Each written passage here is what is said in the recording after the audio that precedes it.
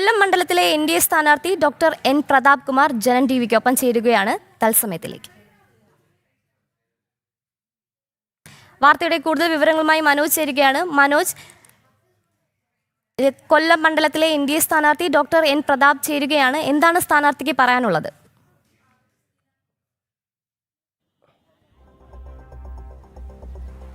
ഞാനിപ്പോൾ ഉള്ളത് വാടിയിലാണ്. അതായത് കൊല്ലം മണ്ഡലത്തിലെ തന്നെ പ്രധാനപ്പെട്ട ഒരു സ്ഥലമാണ്. മുതാക്കര പള്ളിക്ക് സമീപമാണ്. രാവിലെ തന്നെ NDA സ്ഥാനാർത്ഥിയായിട്ടുള്ള ഡോക്ടർ N പ്രതാപ് കുമാർ ഇവിടേക്ക് എത്തിയിട്ടുണ്ട്. എന്തായാലും ഇന്ന് കൊട്ടിക്കലാശമാണ്. തെരഞ്ഞെടുപ്പിന്റെ ഈ പ്രചരണത്തിന്റെ അവസാന ലാപ്പിലാണ്. എന്തായാലും അത്രയധികം വേഗത്തിൽ ഓടിയെത്തിയിരിക്കുകയാണ്. ഇനി പ്രചാരണത്തിന്റെ അവസാന ഘട്ടമാണ്, കൊട്ടിക്കലാശമാണ്. അപ്പോൾ കൂടുതൽ വോട്ടർമാരെ ഇന്നും കൂടെ കാണണം അല്ലേ? അങ്ങനെയല്ലേ, നമ്മൾ കാണാത്ത ഏരിയയിൽ, പോകാത്ത സ്ഥലങ്ങളിൽ ചില പ്രത്യേക ആൾക്കാർ എല്ലാവരെയും ഒന്ന് കാണണം. എല്ലാവരെയും കാണാൻ എനിക്ക് പറ്റിയിട്ടില്ല, പക്ഷെ എല്ലാവരിലും എത്തിച്ചേരാൻ പറ്റി എന്നുള്ളതാണ്. ഞങ്ങളുടെ ഈ പ്രവർത്തകർ വളരെ ചിട്ടയായിട്ടുള്ള പ്രവർത്തനം നടത്തുന്ന ഒരു പാർട്ടിയാണിത്. അതുകൊണ്ട് തന്നെ അവരെല്ലാവരിലും എത്തിയിട്ടുണ്ട്.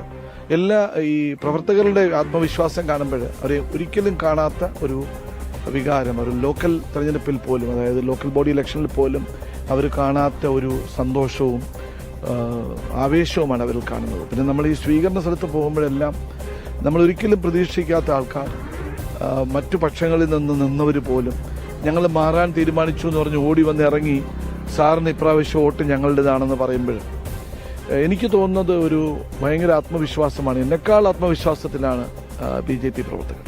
അതുപോലെ തന്നെ ഈ തദ്ദേശ തെരഞ്ഞെടുപ്പിൽ കൊല്ലത്തെ സംബന്ധിച്ചിടത്തോളം വലിയ മുന്നേറ്റം ഉണ്ടാക്കാൻ സാധിച്ചിട്ടുണ്ട്. അത് തന്നെയാണ് പ്രതീക്ഷ അല്ലേ? അത് ശരിക്കും പറഞ്ഞാൽ 6 മണ്ഡലങ്ങളിൽ 6 ഡിവിഷനുകളിൽ 1ാം സ്ഥാനവും 2 ഡിവിഷനുകളിൽ 2ാം സ്ഥാനവും എത്തുകയും ഏകദേശം എല്ലായിടത്തും ഓൾ ടുഗദർ നോക്കിയാൽ തദ്ദേശ തെരഞ്ഞെടുപ്പിൽ ഭയങ്കര മുന്നേറ്റം ഉണ്ടാക്കിയത് പാർട്ടിയാണ് BJP. പിന്നെ എൻ്റെ വരവോടെ എനിക്കൊരു പേഴ്സണൽ വോട്ടുകളുള്ള സമയത്ത് ഇതൊരു നല്ല സാധ്യതയാണ്. ഇടതുപക്ഷവും വലതുപക്ഷവും ഒരുപോലെ പറയുന്നുണ്ട് ഡോക്ടർക്ക് കുറച്ച് പേഴ്സണൽ വോട്ടുണ്ട്, അത് അവർ പോലും അക്സെപ്റ്റ് ചെയ്യുന്നുണ്ട്. അവർ ചിന്തിക്കുന്നത് ആ പേഴ്സണൽ വോട്ട് ഏത് പാർട്ടിയും നഷ്ടപ്പെടും എന്നുള്ളത്.